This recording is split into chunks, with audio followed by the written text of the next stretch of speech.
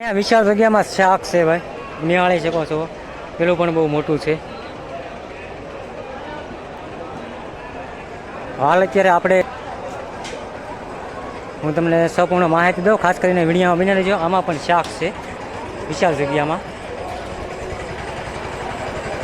આખું તપેલું ભાઈ ભરેલું છે, એટલે આજે કેટલા માણસોની રસોઈ હશે ને અંદાજે કાંઈ કલ્પના નથી કરી કે એટલું વિશાળ જગ્યામાં છે.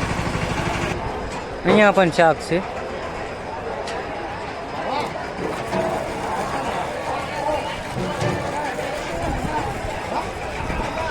અહીંયા ભાઈ વિશાળ જગ્યામાં દાળ છે.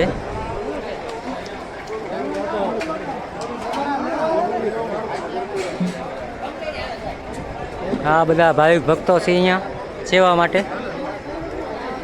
ફરી એકવાર નવા વિડીયોમાં તમારા બધાનું દિલથી સ્વાગત છે. સૌપ્રથમ બધાને જય સિયારામ, હર હર મહાદેવ, જય માતાજી. તો આજે આપણે આવી ગયા છીએ પાલીતાણા મોરારી બાપુની રામકથા બેઠેલ છે ત્યાં. તો ખાસ કરીને ચેનલમાં પહેલી વાર હો તો લાઇક, શેર અને સબસ્ક્રાઈબ કરી દીધું.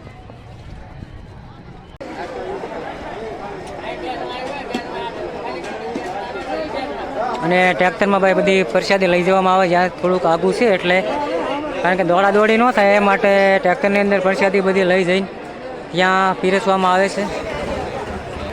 અહીંયા પણ એક ટોપ ભાઈ અત્યારે હાલની અંદર દાળનો છે, બહુ મોટો છે, આખો ભરેલો છે, વિશાળ જગ્યામાં દાળ છે.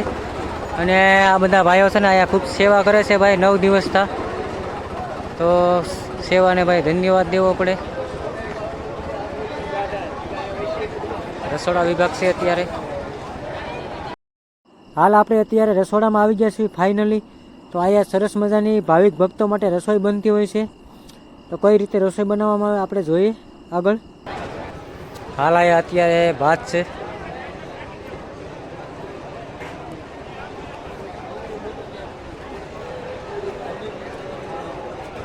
અહીંયા ભાઈ બધું શાકભાજી છે, જે કાંઈ રસોઈની અંદર જોવે એ બધું શાકભાજી છે અહીંયા.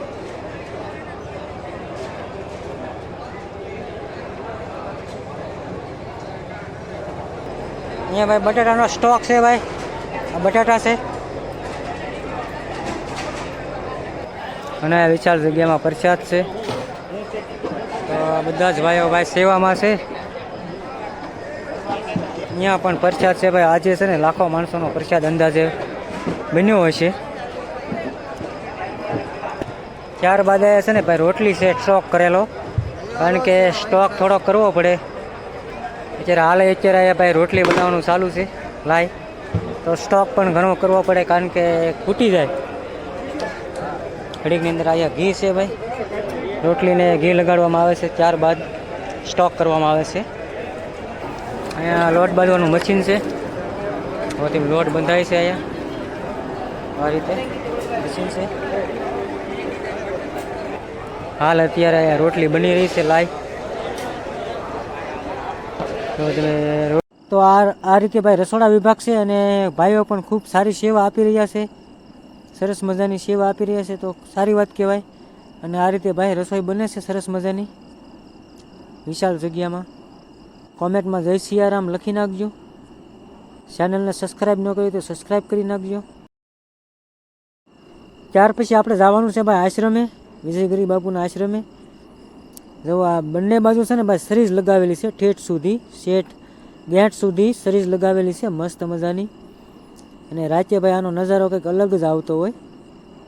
આપણે તો રાતે કોઈ દિવસ ગયા નથી, કારણ કે આપણે બહુ આઘું પડે, એટલે આપણે રાતે કોઈ દિવસ ગયા નથી.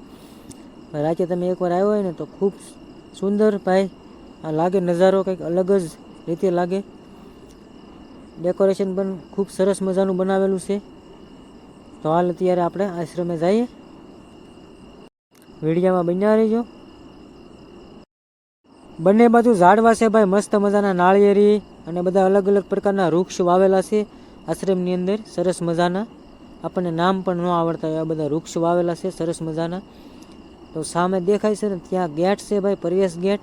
ત્યાંથી આપણે અંદર જવાનું છે, અને સરસ મજાનો ભાઈ ગેટ બનાવેલો છે. અને બંને બાજુ સરસ મજાની સીરીઝ લગાવેલી છે. તો આપણે પહોંચી ગયા આશ્રમે દર્શન કરવા માટે. સરસ મજાનું મંદિર શણગારેલું છે ભાઈ ફૂલોથી, આપ નિહાળી શકો છો. તો આપ સાથે મળીને દર્શન કરી લઈએ બાપુના.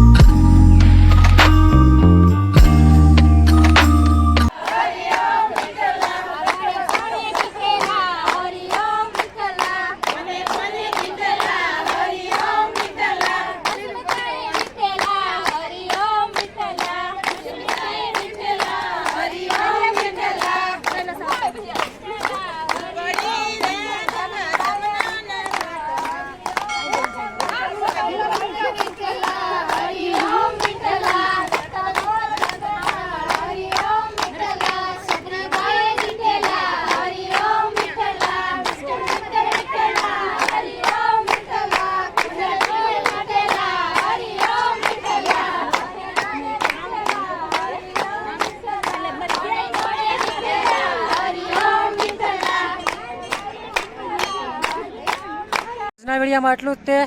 હર હર મહાદેવ, જય સિયારામ કમેન્ટમાં લખી નાખજો.